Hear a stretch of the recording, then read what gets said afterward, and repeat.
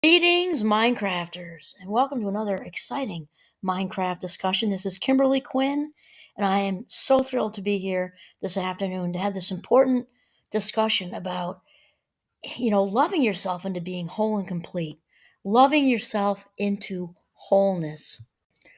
And I have to tell you, I just barely got back from a 2 day conference for the Vermont Women in Leadership, where I was a keynote, and it's just wow, just a wonderful a whole room full of power women, and it was just great. And I have to tell you, the main theme of my talk was, it was about practicing self care, and it's called hashtag self care is not selfish.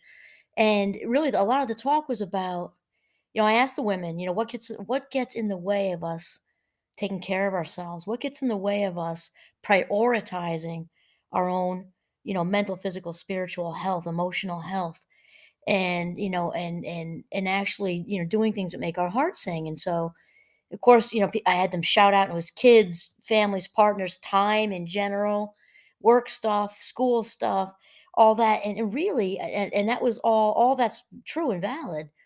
But the thing is, the main thing keeping us from taking care of ourselves and loving ourselves is our own sort of wherever we are with acknowledging our own self-value. That's really what it's about. The rest falls into place once we get back in our frames and we're valuing ourselves, living in that sort of residing in that place of authenticity again. It all comes down to valuing ourselves, or whether we feel worthy of bringing more goodness into our lives. And I also want to do a shout out to Sarah Von Brednick. I love her daily. It's she's the author. Sorry, she's the author of Simple Abundance, a day book of comfort and joy. And I back in my I think it was my 30s, I just read this religiously every day because it gave me such a lift. And so even though I was wrapped up in that today anyway, I just sat down this minute to put my feet up and kind of dive into something. And lo and behold, the universe opened it right up to the same topic that I was immersed in all day. And she starts out with a quote by Amy Tan, and it says, "I did not lose myself all at once. I rubbed out my face over the years, washing away my pain, the same way carvings on stone are worn down by water." Wow, just so powerful. And, part of my talk was about doing framework, and I've done another, I think it was actually a Minecraft YouTube maybe, but how we're born into this world, all of us, no matter how much money you have, what color your skin is, whether you grew up in an urban or rural, or your parents grew up in an urban or rural environment, whatever, we are all brought into this world inside of our own frames. We're all little baby frames with authenticity and authentic power and self-value in these little frames that kind of surround us. We are brought into this world with this feeling of original worthiness, and somewhere along the line we receive messages from the world that we're not enough. And obviously, if you had any kind of dysfunction in your family, any kind of shameful messages, and definitely trauma, we're yanked out of our frames with trauma as well. And today's talk also was specifically for women, so this talk now is for everybody. I'll just add in though that we as women are definitely conditioned to caretake, outside of ourselves, and not so much caretake on the inside, and kind of being everybody's everything all the time and making it look easy. And so it's very important to realize invisible frame around us.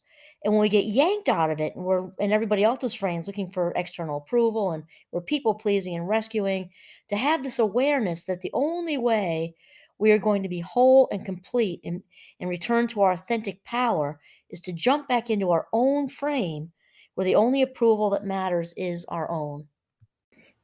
And Sarah continues, she says, "Life batters us, whether we are rich or poor, public or private. The wound we suffer may be an open cut or a slow, silent hemorrhage of the soul.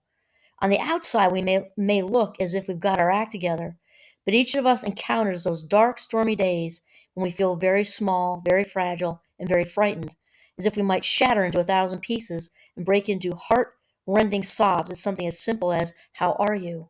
Really can't imagine there isn't a human being, at least at a certain age, definitely midlife, who hasn't experienced fragility and putting up, armoring up, as Brene Brown would say, against vulnerability, because that just seems too scary, and it seems weak, and it seems too too risky, even though vulnerability, of course, is really what we need, because when we do risk, putting out our story is, well, and also Brene Brown also talked about the courage, putting it, sharing our stories without any concern about how they're going to be received. When we really need that, we need that authenticity, that vulnerability to bring strength back to us. Ironically, this is when we're pulled away from what we need most because we're just feeling too fragile and too exposed to do so.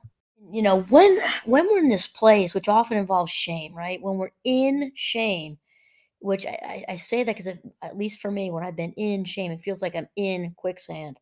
And then the more I try to struggle and beat it by myself, it's like the more I get sucked in. It just feels like that. It's actually visceral for me, like right around my chest. And of course, shame is that feeling of being, defective and flawed and not enough, and something's the matter with me. And when we're in this sort of breakable place, it's just so important to seek out higher ground, seek out that safe person that can actually throw you a rope, and help you to pull out of that quicksand.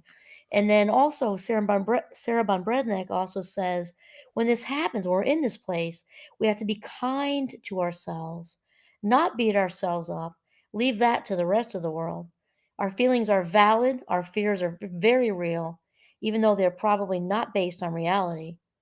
Always remember that the best description of fear is false evidence appearing real. Man, I love that. No, and it's often when we're in this fragile place, this place where we're in shame, this place where we're feeling vulnerable and exposed, and maybe, and she says very small. Sarah Von Breathnick used the word very small. We're feeling very small. That is shame. We're feeling flawed, defective, not enough in some kind of way. And she, or when she mentions, fear as being false evidence appearing real, we're in this place with all this other negative emotion going on, as if all that is enough. Shame in and of itself is the most excruciating emotion a human being can handle. Never mind the vulnerability, the frustration, all the rest of it that just accompanies it. Also, if that isn't enough, that's usually when anxiety says, "Hey, let me join the party," right? Because anxiety is most often based in fear, and then we're not realizing in that minute that these, like, picture like a little kid blowing bubbles. These anxiety bubbles are just everywhere, just, and we often lose sight of the fact that we can pop them or ignore them, and these feelings turn into facts. At least we perceive these feelings to be facts. Feelings are not facts. But when we're already in a sort of a compromised emotional position, when we're feeling, like we don't have a lot of control, it's very easy to then take on the anxiety that just joined the party.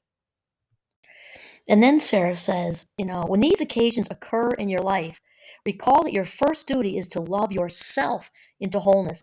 Wow, this is amazing. I'm reading this now, which is after my talk, and which went so well today. Oh my gosh, I just love the audience so much. We're talking about how it is our number one job to keep ourselves filled up. And then I put my dear friend Oprah on, of course, for about just a 1 minute brief little video. And my dear friend Oprah, she's not aware of this relationship, but I absolutely adore her. And she talked about fill yourself up, keep yourself filled up to the top and overflowing. She said it's our number one job. We cannot give what we do not have. We've got to keep ourselves filled up. And she says, says that out in the world to people. And every once in a while, somebody will say, "Oh, you're so full of yourself. You're so full of yourself." Mm-mm-mm.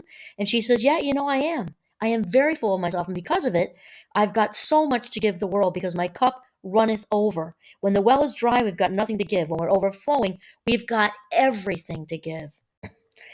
And she says, by pampering yourself with simple pleasures and small indulgences, oh, sorry. She says, how do you do this then? By pampering yourself with simple pleasures and small indulgences, by treating yourself like the baby you are right now. Could you bring home something wonderful for dinner tonight for Chinese or Indian carryout? Could you treat yourself to some of the potted daffodils or tulips that are appearing in the shops about now? Because currently it's March, right? Could you take the afternoon off and sneak into a matinee? Imagine that. We were actually talking this morning about how difficult it is, and it can be for anybody because my male listeners, certainly this includes you too, of course.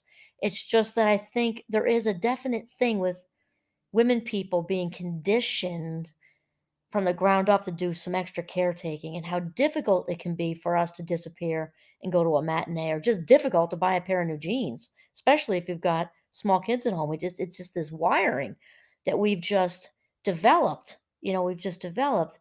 Um, and she says, if you can't disappear to the matinee, could you bring home some videos? Of course, that's changed. Now we have Netflix. And then make a big bowl of popcorn. Why not delight in an ice cream cone for lunch? taking into taking it to a park to bask in the sunshine and hear the birds singing. What about saying no to the next request for you to do something? Now that is huge. Of course, we talked about that today with the boundary setting, because no can be a very difficult thing for some people to say when they are newly on the path to authenticity, newly on the path to self-care. It can be very, very difficult to set up boundaries.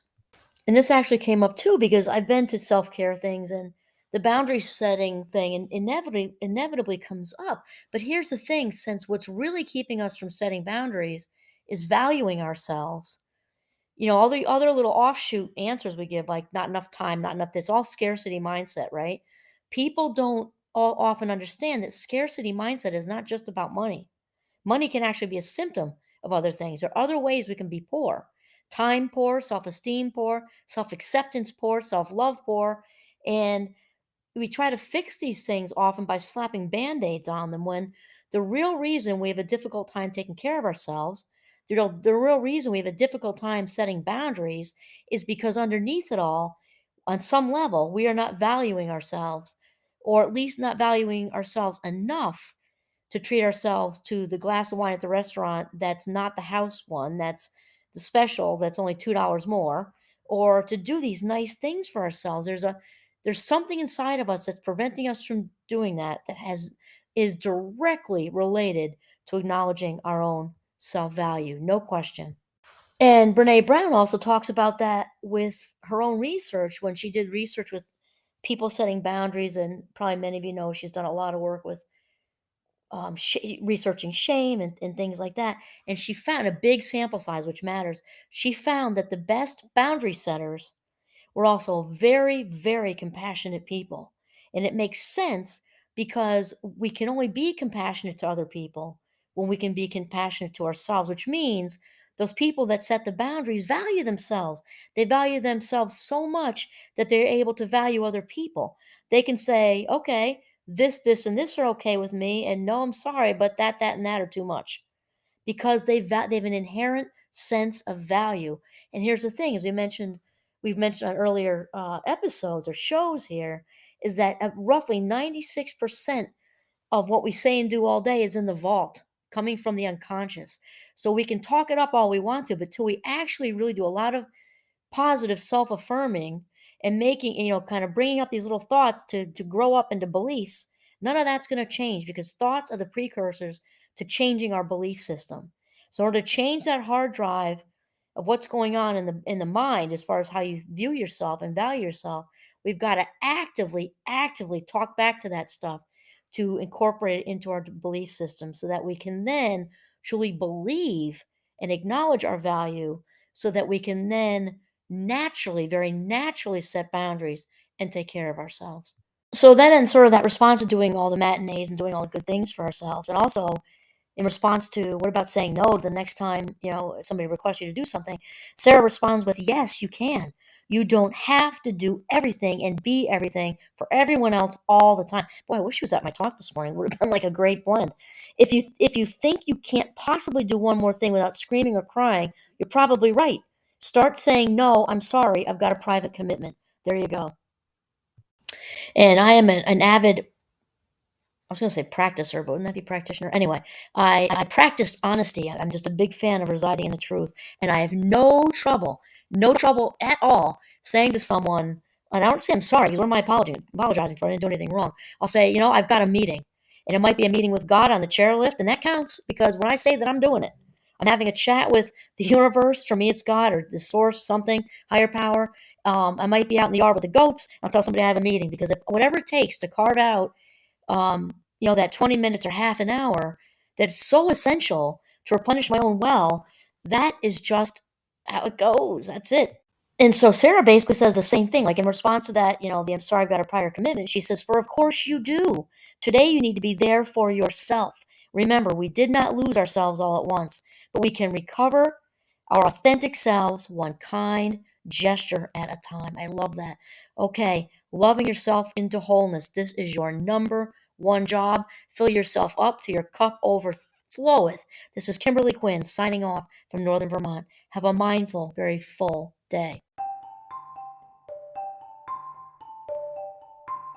And so Sarah basically says the same thing, like in response to that, the I'm sorry I've got a prior commitment. She says, for of course you do. Today you need to be there for yourself. Remember, we did not lose ourselves all at once, but we can recover our authentic selves one kind gesture at a time. I love that. Okay, loving yourself into wholeness. This is your number one job. Fill yourself up till your cup overfloweth. This is Kimberly Quinn signing off from Northern Vermont. Have a mindful, very full day.